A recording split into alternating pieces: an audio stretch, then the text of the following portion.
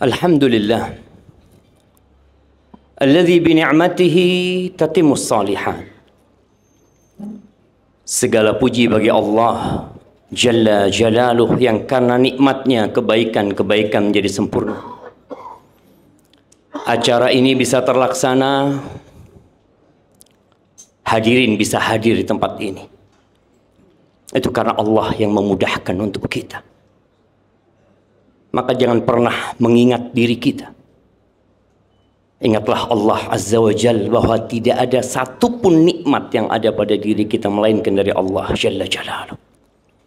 Allahumma salli wa sallim wa zid wa barik wa an'im ala abdika wa rasulika Sayyidina wa maulana Muhammadin wa ala alihi wa ashabihi ajma'in. Ya Allah, semoga salawat dan salam, berkah dan nikmat senantiasa Engkau curahkan untuk hamba kekasih-Mu, untuk baginda Nabi kita Muhammad alaihi salatu wassalam, yang pintu surga tidak akan pernah dibuka sampai Nabi kita datang membukakannya untuk kita semuanya.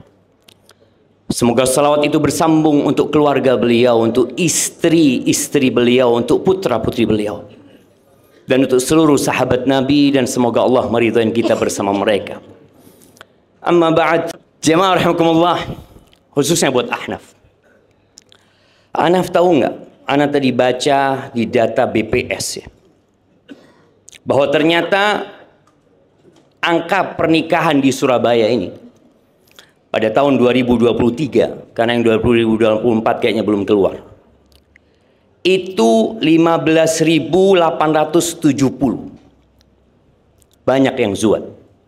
Tapi ternyata yang cerai 5.454. Bayangin ya, sepertiga dari angka pernikahan berakhir dengan perceraian. 1.552 rejal yang mengajukan cerai. Sisanya perempuan. Apa penyebabnya? Ya disebutkan karena pertikaian yang tidak ada ujungnya. Ada masalah ekonomi. Sekarang apalagi rame masalah judol dan pinjol. Ditambah lagi adanya KDRT. Apa solusinya? Semua ingin pernikahan ini sampai mati. Dan ana yakin Ahnaf pun malam ini datang mempersiapkan segalanya. Dia nggak ingin pernikahan ini berakhir dengan perceraian.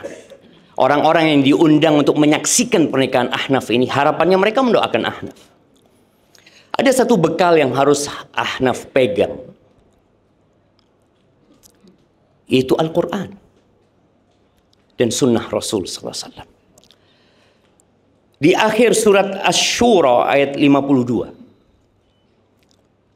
Allah itu mengatakan, wa kadzalika auhayna ilaika ruhan min amrina. Kata Allah, dan begitulah kami wahyukan kepadamu ruh dari urusan kami. Ruh ini Al-Quran. Kenapa Al-Quran disebut ruh? Karena ternyata kehidupan tidak akan pernah melahirkan kebahagiaan kecuali dengan Al-Quran. Engkau nggak akan pernah tumaknina di rumah tanggamu. Engkau tidak akan pernah tumaknina di tempat kerjamu, dimanapun kau hidup, kecuali ruh itu ada bersamamu. Lalu Allah katakan, ma kunta tadri mal kitab walal iman. Engkau nggak tahu sebelumnya tentang Al-Quran dan tidak pula tentang iman secara terperinci.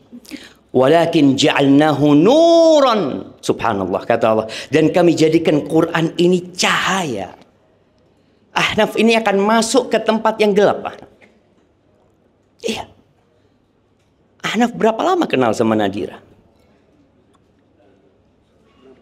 Cuma 6 bulan.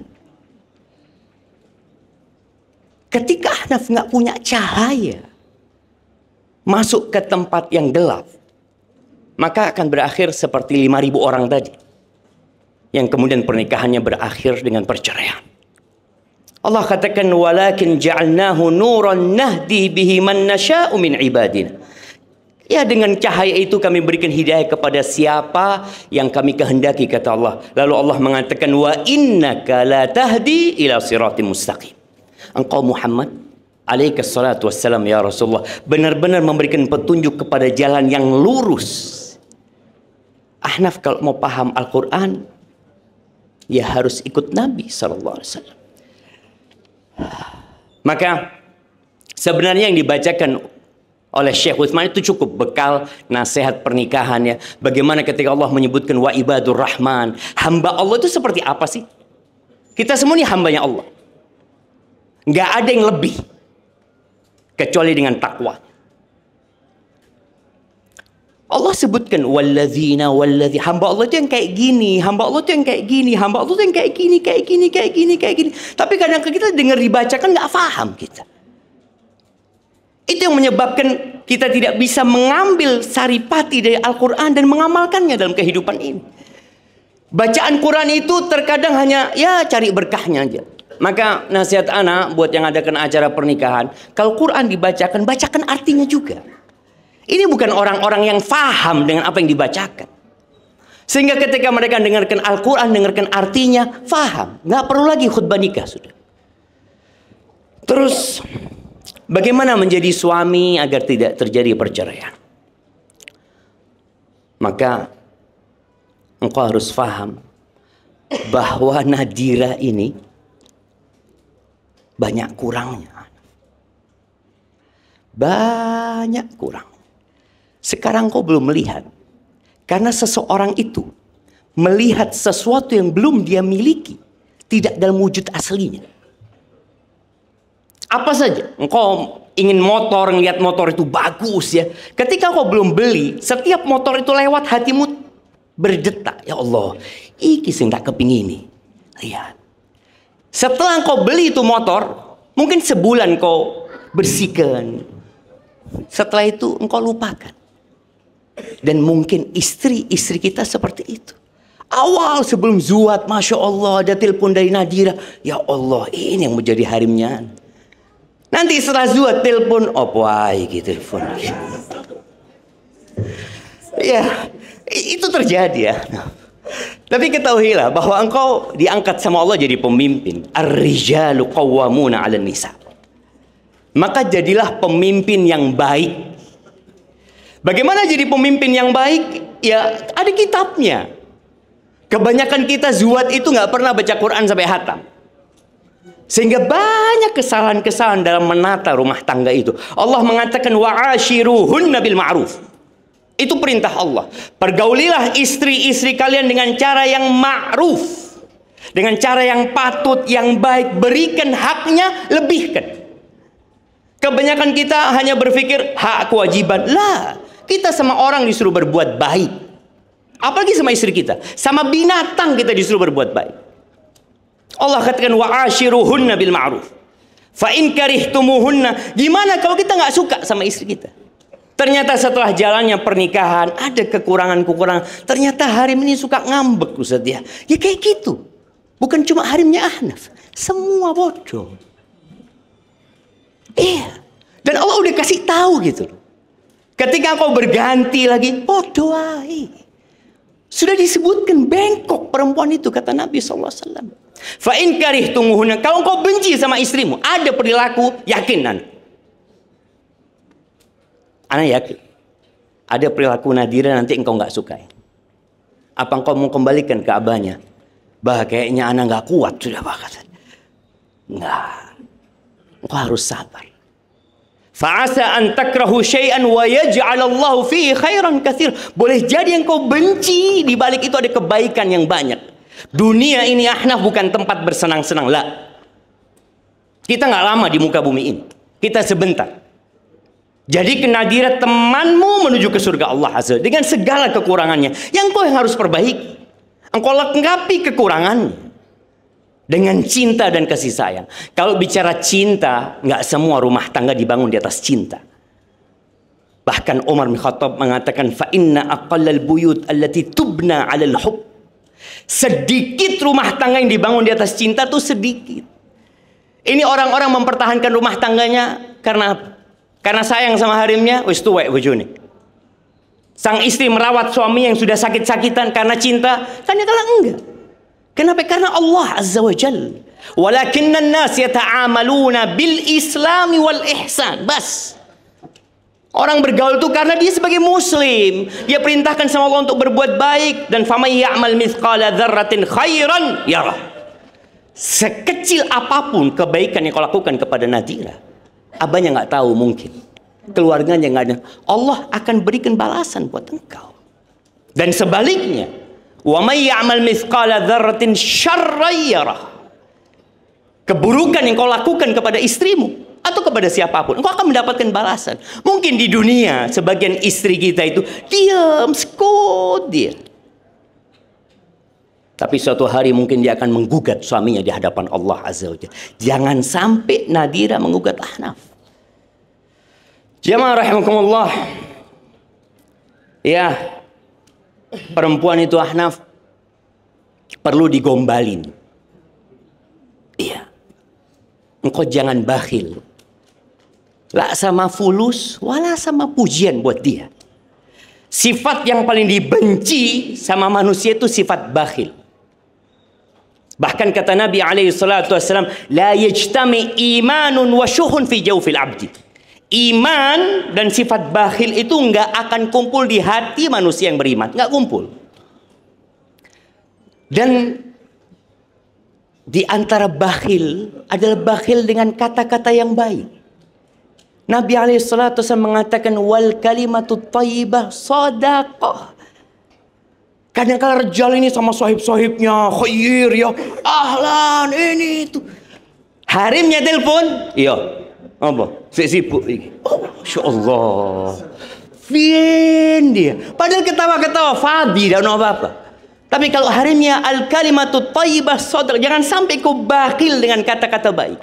Ketika engkau tidak berikan cinta, sayang, walaupun kau enggak sayang sama dia, sudah katakan kepada dia, nggak ada harim yang anak pikirkan di muka bumi ini kecuali engkau. Anak nyetir sayaro itu sampai mau nabrak. Kelihatan loh, ono Nadira terus gitu kan. Boleh gitu loh. Padahal harat sebenarnya, nggak apa-apa. Dan termasuk bohong yang diperbolehkan itu, bohong antara suami istri. Terus kenapa engkau bakhil? Maka tolong kau jaga itu, dan yang terakhir hindarin dosa. Hindarin dosa. Dosa ini membuat rumah tangga berantakan. Kadang-kala kita lihat, kenapa harim anak kok nggak nurut sekarang ya? Kenapa kok anak-anak jadi durhaka? Kenapa? Kata Allah Azza wa Jalla, ma asabaka min hasanatin famin Allah, wa ma asabaka min sayyi'atin famin nafsik. Nggak usah cari orang lain. Nggak usah cari kambing hitam. Aku penyebab kerusakan yang terjadi dalam rumah itu. Ana doakan semoga rumah tanggamu berkah. Adapun buat Nadira dan emak-emak di belakang sana, antum lihat emak-emak tuh kalau zuatan ayu-ayu cuma. Sampai suaminya menundukkan pandangan ketika lihat harim. Astagfirullah. Bang, aku bang. Loh, awakmu dah. Pangling sama harimnya. Tolong buat Nadira, jangan pernah ayu buat orang lain. Engkau boleh ayu hanya buat Ahnaf. Tapi habis zuat, ntar lagi. Rasul Sallallahu Alaihi Wasallam, beliau ditanya harim yang paling baik itu kayak apa? Kata Nabi SAW, allati idza nadarta ilaiha sarratka. Yang kalau dipandang nyeneng no ati. Maka mohon ya, harim-harim ini emak-emak walaupun wis tuwek, tetaplah jadilah wanita yang dipandang suaminya menyenangkan hati. Jangan sampai hadamannya lebih menyenangkan daripada harim. Dan ini juga nasihat buat yang punya hadama ya. Tolong hadamanya di rumah itu dikasih pendidikan agama. Jangan sampai dia godain suami dengan pakaiannya ya. Maka jadilah Nadira engkau orang yang menyenangkan kalau dipandang. Yang kedua, kalau disuruh nurut. Harim ini sholat sunnah 12 rakaat plus duha plus sholat malam mudah buat dia. Tapi suruh nurut sama suaminya repot ya. Betul bapak-bapak? Betul enggak? Ketawa-ketawa di sini. Nah, dan itu akan terjadi. Engkau harus sabar. Sulit ya. Makanya perempuan itu Masuk surganya mudah, masuk nerakanya juga mudah. Sholat 5 waktu, puasa Ramadan, nggak usah puasa sunnah. Dia puasa Ramadan aja, sholatnya cuma 5 waktu, tapi nurut sama suaminya, taat, menghormati, menghargai suaminya, menjaga kehormatan dirinya. Qila lahu udkhulil jannah. Dikatakan kepada perempuan ini, silahkan masuk surga dari pintu mana saja. Sampai pintu yang khusus buat mujahidin, perempuan ini bisa masuk. Tapi kenapa kok nggak bisa? Nggak nurut. Dan buat Nadira, kalau Ahnaf pulang kerja, capek kadangkala, telat mungkin dia pulangnya. Dan untuk harim-harim semua ini, jangan ditanya dari mana, kenapa telat, jangan. Ada tekanan beban kerja yang mungkin dia tidak pernah ceritakan kepada istri. Dan anak ingin faham harim-harim ini. Rejal-rejal di luar ini syughul, ta'ab. Dia kepingin sampai rumahnya, ya rahatlah. Maka tolong Nadira, ingat bahwasanya Ahnaf ini surgamu atau nerakamu. Dan yang terakhir, kalau Ahnaf marah, tolong diem. Jangan disauti. Jangan disauti. Kalau disauti, terakhir ke pengadilan agama nanti. Udah cukup. Ketika ada satu yang marah, yang lainnya diem. Semoga dengan itu rumah tanggamu Ahnaf sampai ke surga Allah Subhanahu wa taala. Barakallahu lak wa barak alaik wa jama'a bainakuma fi khair. Assalamualaikum warahmatullahi wabarakatuh.